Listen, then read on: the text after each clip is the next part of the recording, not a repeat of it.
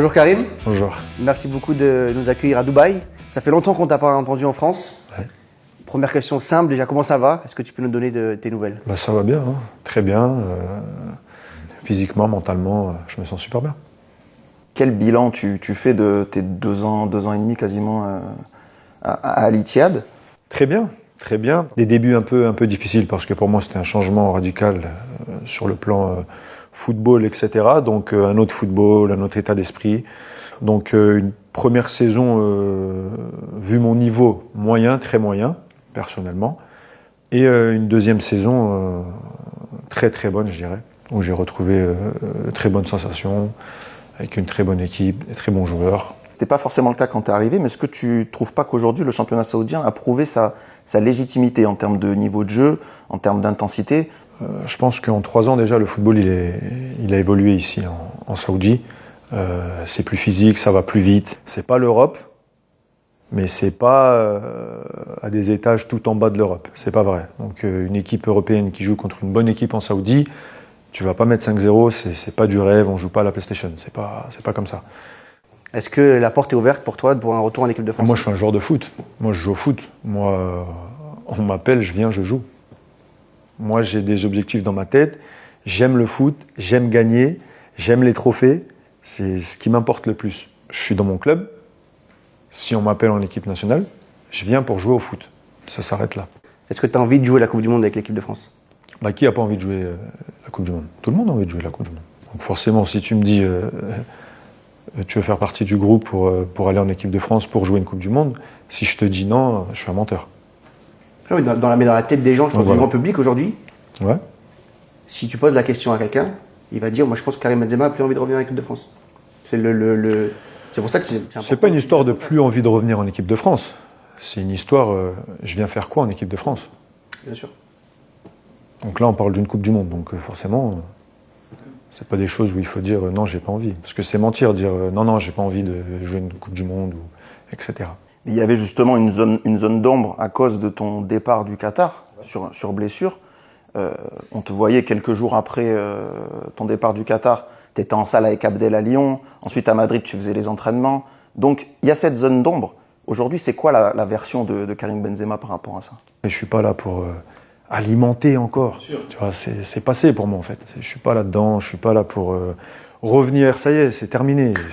On va pas parler de ça pendant 30 ans en fait. Toi, tu as joué une Coupe du Monde en 2014, tu avais été performant. Exact. Finalement, c'est la seule que tu as faite. 2018, tu étais banni. Bien sûr. 2022, c'était ta blessure. Avec ta carrière, tu as peut-être un goût d'inachevé en équipe nationale. C'est pas inachevé. Tous les joueurs qui viennent en équipe de France, on a envie de gagner les Coupes du Monde, on a envie de gagner l'Euro, mais inachevé pourquoi? J'ai pas joué pendant 6 ans, je suis revenu, j'ai gagné National League. C'est comme ça, on a été à l'Euro, j'ai brillé, mais ça s'est mal passé. C'est la vie. Mais inachevé quoi? Ça y est, moi. J'ai gagné le Ballon d'Or, j'ai gagné la Ligue des Champions.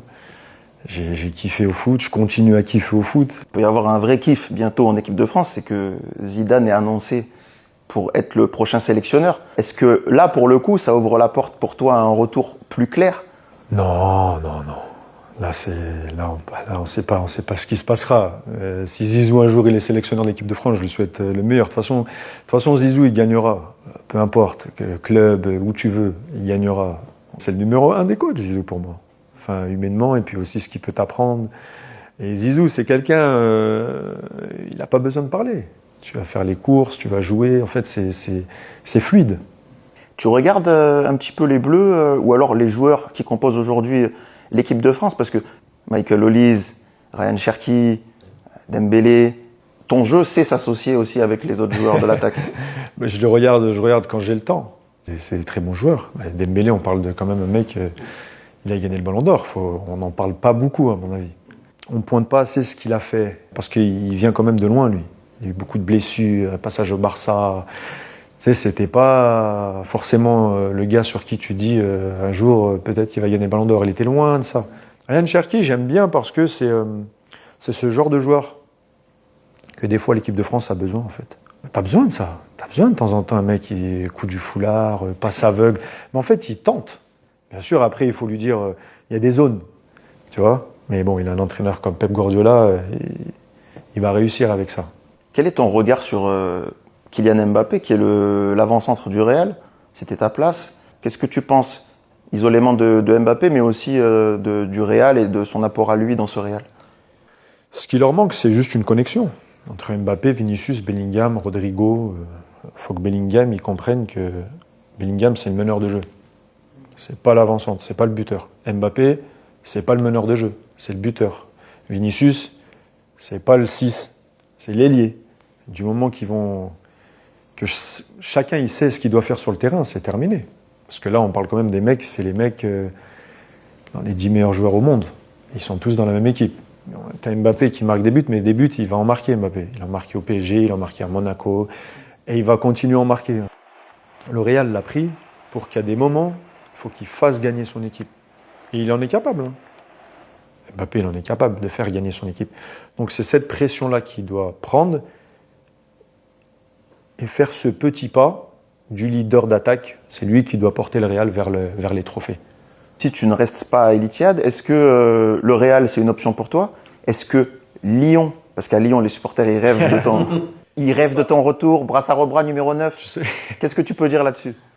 C'est délicat, en fait. C'est délicat de dire j'ai envie de retourner là-bas parce qu'en fait, j'ai laissé tellement une belle image. C'est pas avoir peur de retourner, tu vois. Des fois, c'est mieux de laisser comme c'est, tu vois. Aider le club dans un autre domaine, peut-être. Mais jouer, je sais pas. J'ai 2 ans à jouer au foot, en fait. Je donne mon maximum, en fait. Merci. Bon Merci beaucoup. Magnifique Merci comme bien. d'hab. Merci beaucoup. Merci, Ah, avec magnifique plaisir. comme d'hab. Avec Merci plaisir. Karim. Avec plaisir, grand plaisir.